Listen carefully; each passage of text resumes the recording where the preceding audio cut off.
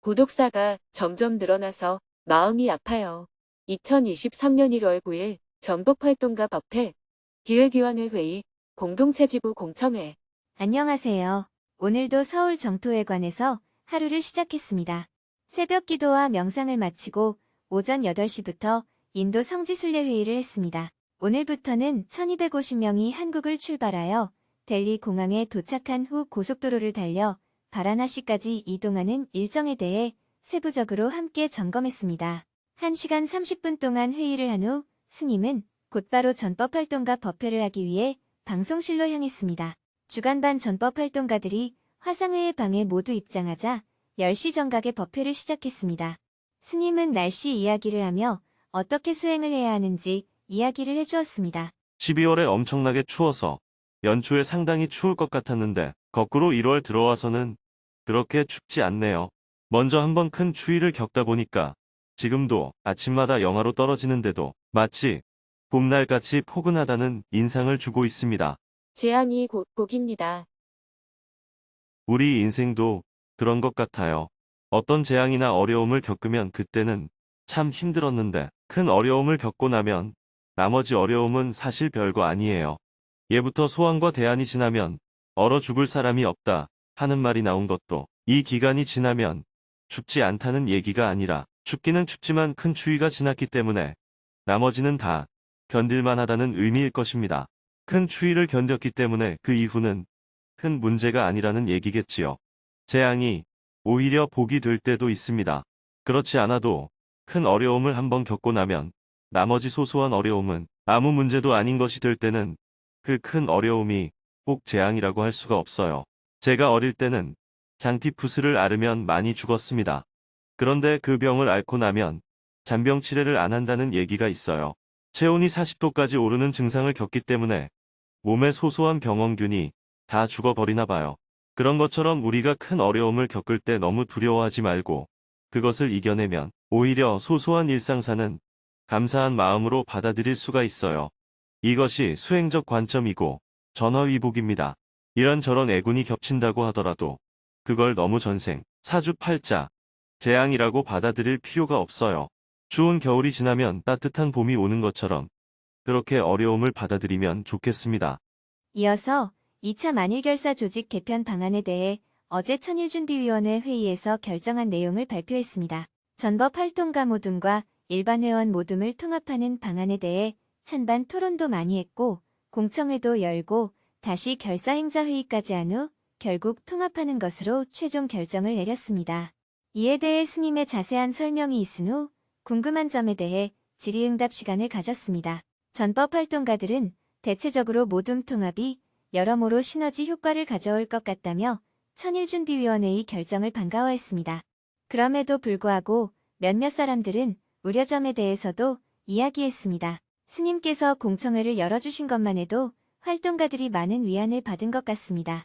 무에서 유를 창조한 선배님들을 생각해서라도 정토회가 한 번 더 도약을 해야 하는 시기라면 어려움이 예상되더라도 하나의 정토회를 만드는 일을 흔쾌히 해보겠습니다. 모둠 통합에 반대 의사를 던진 사람들의 대다수가 많은 수의 모둠원을 관리해야 하는 것이 부담이 될까봐 두려워서 그랬던 것 같아요. 그런데 스님께서 대안들을 계속 마련해서 이야기를 해주시니까 참 따뜻하고 좋았습니다. 정토회는 소임자 교육을 철저하게 시켜주기 때문에 그런 걱정은 안 해도 되겠다 싶었습니다. 이번에는 전법활동가들의 의견 수렴만 했는데 앞으로는 일반 회원들의 의견 수렴도 한번 해주시면 좋겠습니다. 그리고 모둠 통합이 되었을 때도 일반 회원들이 소외감을 느끼지 않도록 전법활동가와 똑같이 교육, 수련, 정일사를 할 수 있도록 대책을 강구해 주시면 좋겠어요. 모둠 통합을 통해 일반 회원들을 모두 수용하려다가 오히려 전법활동가들의 중심을 잡는 부분이 약해지지 않을까 우려가 됩니다. 이에 대한 대책이 필요할 것 같아요. 스님은 활동가들의 다양한 의견을 경청한 후 일반 회원들을 위한 교육, 수련, 챙김 등을 위해서 더 많은 연구를 해나가자고 제안하면서 법회를 마쳤습니다. 점심 식사를 한 후 오후 1시 30분부터는 기획위원회 회의를 온라인으로 했습니다. 이 다시 1차 천일 결사에 새로운 기획위원회의 각 분과를 어떻게 구성할지, 분과원은 누구로 할지, 온라인 플랫폼 개발은 어떻게 위원회를 구성하여 추진을 해나갈지 준비된 여러 안건들에 대해 토론을 했습니다. 인도 성지순례를 다녀와서 2월에 새로운 기획위원회를 구성하기로 하고 3시 30분에 기획위원회 회의를 마쳤습니다. 곧이어 오후 4시부터는 공동체 지부 공청회를 시작했습니다. 지난 겨울 안거 수련에서 2차 만일 결사부터 새롭게 공동체의 모델을 만들어보기 위해 서울, 문경, 두북 각 공동체별로 TF를 구성하여 초안을 만들어 오기로 했습니다. 먼저 각 공동체별로 논의한 내용을 발표한 후 궁금한 점에 대해 스님과 대화를 나누었습니다. 질의응답 시간을 마친 후 마지막으로 스님이 공동체 생활을 어떻게 개선해 나갈 것인지 정리 말씀을 해주었습니다. 여러분이 공동체 생활을 해보면 불편할 때가 있습니다. 그러나 그 불편이 효율을 떨어뜨리는 불편인지 내 습관에 따른 불편인지를 살펴야 합니다. 습관에 따른 불편은 욕구에 들어갑니다. 그것은 내가 알아차리고 수행으로 해결해 나가야 할 일입니다.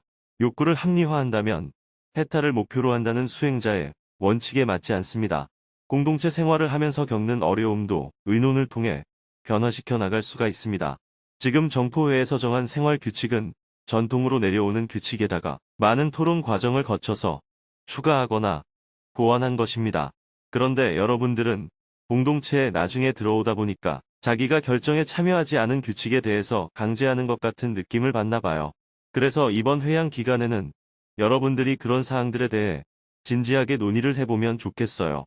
생활하면서 40계본이든 18계본이든 계율에 관계된 것이거나 단순한 생활 문제에 관계된 것이거나 무엇이든지 도반들과 논의해서 근거를 찾아 제안하고 최종적으로 공청회를 통해 대중의 합의를 이끌어내어 보면 좋겠어요. 환경실천 공청회도 그렇게 해나가잖아요. 환경실천을 하려면 불편하거든요. 그래서 공청회를 통해 여러 의견들을 모아 쓰레기 제로 운동을 하고 있는 겁니다. 그런데 최근에 공동체 안에서는 그런 공청회나 의견을 모으는 자리는 없다 보니 환경실천이 점점 해이해지고 있다고 볼 수 있어요. 그래서 생활에 대한 공청회도 조금 더 자주 열려야 한다고 생각합니다. 필요하지 않도록 어떻게 일을 줄일 수 있을까? 1차 만일 결사에서는 한반도 평화, 전쟁 반대, 북한 동포 돕기, 빈그릇 운동 등 모든 것에 앞서서 이를 우선으로 하다 보니까 생활 원칙을 정해 놓아도 제대로 지켜지기가 어려웠습니다. 그러나 2차 만일 결사부터는 지치고 피로하지 않도록 어떻게 일을 줄일 수 있을까 하는 것이 큰 과제가 될 것 같아요. 이를 중심으로 생활하면 자꾸 공동체 생활이 일을 비효율적으로 만드는 것처럼 느껴지게 됩니다. 일에 빨려 들어가기 때문입니다. 물론 이 일은 예부를 못해도 반드시 해야 할 일이다 하는 비상 상황이 생겼을 때는 일에 중심을 두는 생활을 허용해야 합니다. 그러나 기본은 수행자로서의 생활 원칙을 지키고 그 범위 안에서 할 수 있는 만큼만 일을 해야 합니다. 그 이상 일에 욕심을 내지 말아야 해요.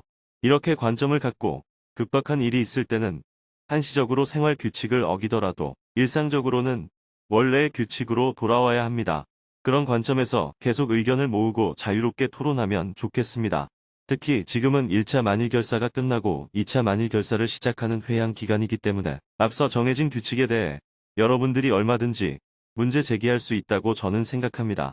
다음 공청회 시간에는 인사 배치를 어떻게 할 것인지에 대해서도 함께 의논해보는 시간을 갖기로 하고 공청회를 마쳤습니다. 해가 저물고 저녁 7시 30분에는 저녁반을 위한 전법 활동과 법회를 시작했습니다. 오전 법회처럼 천일준비위원회에서 결정된 모둠 통합에 대해 만준 위원장님의 발표를 듣고 2차 만일결사 조직 개편에 대해 스님의 자세한 설명을 들은 후 질문즉설 시간을 가졌습니다. 누구든지 손들기 버튼을 누르고 스님과 대화를 나누었습니다. 역시 새로운 모둠 개편에 대한 의견들을 개진하는 사람들이 있었습니다. 저는 교회에서 집사를 오래 했고 선교도 많이 했어요. 그런데 정토회에 와서 보니까 교회보다 사람 관리를 너무 안 하는 것 같아서 실망했습니다. 만약 모둠이 통합이 되면 정토회가 일반 회원들을 더 잘 챙기는 계기가 될 수 있을 것 같아 이번 결정에 찬성하는 마음이 들었습니다. 전법 활동가들은 불교대학 진행에만 전념을 하다 보니 일반 회원들과 교류할 기회가 없어서 아쉬웠습니다.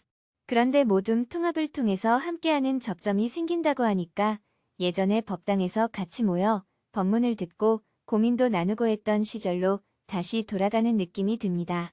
여러 우려점이 있긴 하지만 우리 존법 활동가들이 대승보살의 마음을 가지고 일반 회원들을 품어 안아서 갔으면 좋겠고, 그러면 일반 회원들도 전법 활동가들을 보고 좋은 영향을 받게 될 것 같아 이번 모둠 통합이 기대됩니다. 모둠 통합에 대한 활동가들의 의견을 경청한 후 개인 고민에 대해서도 질문을 받았습니다.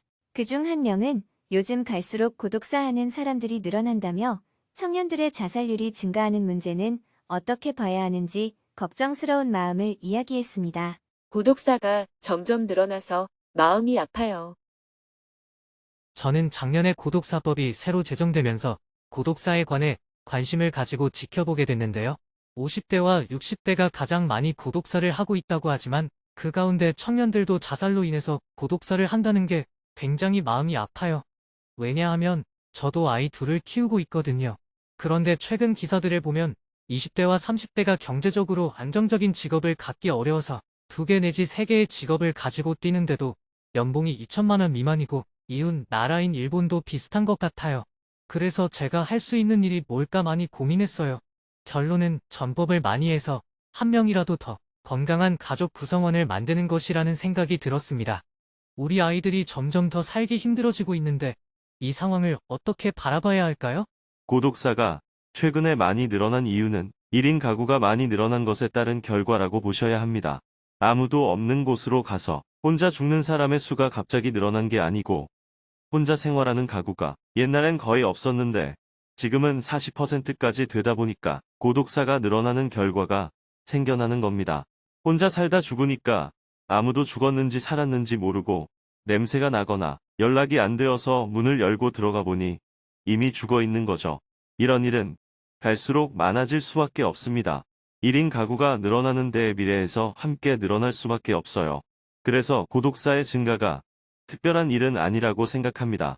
고독해서 죽는 것이 고독사가 아니고 죽는 걸 아무도 옆에서 모르는 것을 고독사라고 해요.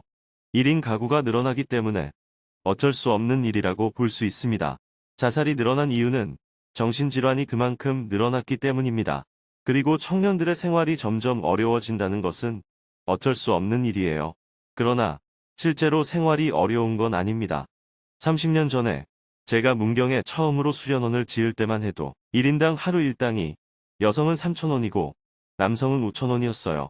그래서 문경 수련원에 백화암이라는 작은 암자를 지을 때는 아주머니에게 3,000원을 드리고 아저씨에게 5,000원을 드렸습니다. 그것도 비싸다고 생각해서 고용을 못할 때도 있었습니다. 저를 포함해서 3명이 땅을 파고 등짐을 져다 나르면서 조그마한 암자를 지었거든요. 지금 물가가 올랐다 하더라도 지금의 인건비는 그때보다는 굉장히 높아졌다고 볼 수 있습니다. 그런데도 젊은이들이 살기가 어려워진 이유는 생활 조건의 변화 때문입니다. 옛날에는 한 방에 5명씩 살다가 결혼하면 새 방을 얻어서 살아도 둘이서 살 수가 있었어요. 그러니 결혼하면 생활 조건이 좋아지는 거예요. 그런데 지금은 대부분의 젊은이들이 부모가 사는 집에서 자기 방 하나씩 다 가지고 엄마가 해주는 밥 먹고 넓은 응접실을 갖고 삽니다. 그러니 결혼을 하게 되면 생활 공간이 다시 좁아지게 되는 거예요. 열의 9은 결혼하기 전에 살던 공간보다 결혼한 후에 사는 공간이 더 좁아지는 거예요.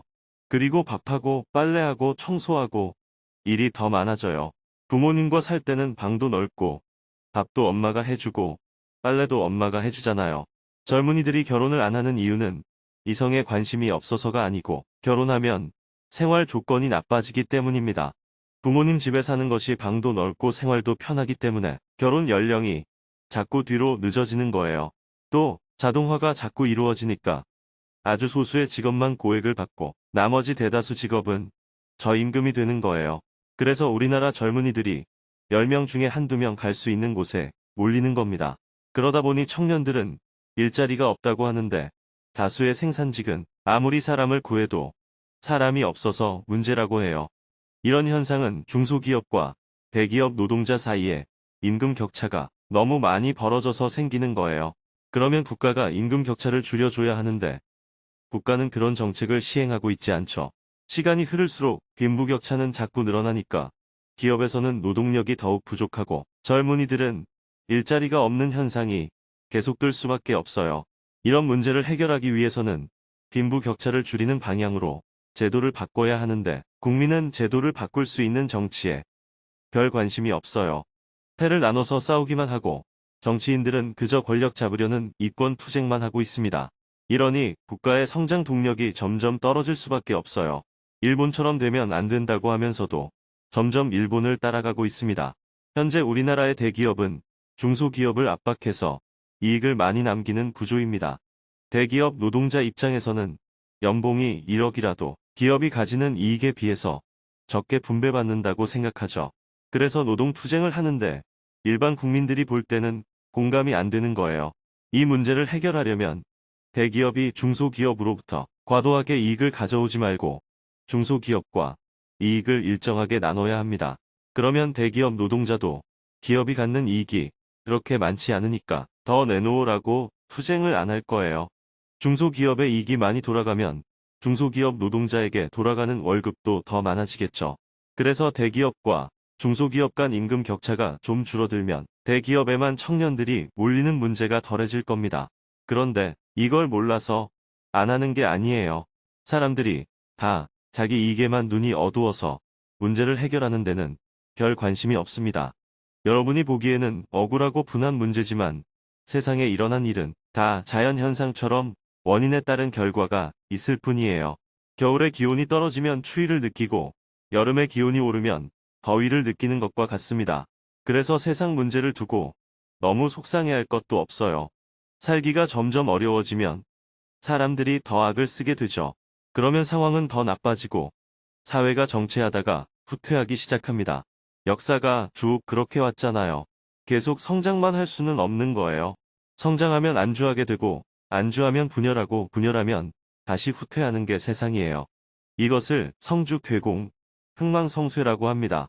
이런 세상 속에서 그래도 조금이라도 기후위기를 극복하고 평화를 지키고 빈부격차를 줄이고 인권을 존중하는 세상을 만들고 싶다면 주어진 조건 안에서 최선을 다하는 수밖에 없습니다. 이어지는 질문들에 대해 답변을 다 마치고 나니 밤 9시가 훌쩍 넘었습니다. 내일은 오전에 인도 성지순례 실무준비팀과 회의를 한 후, 오후에는 인도 JTS 활동가들과 둥게스와리 주민들을 위한 만인 공양 행사에 대해 온라인으로 회의를 하고 저녁에는 정토 경전대학 생방송 수업을 할 예정입니다.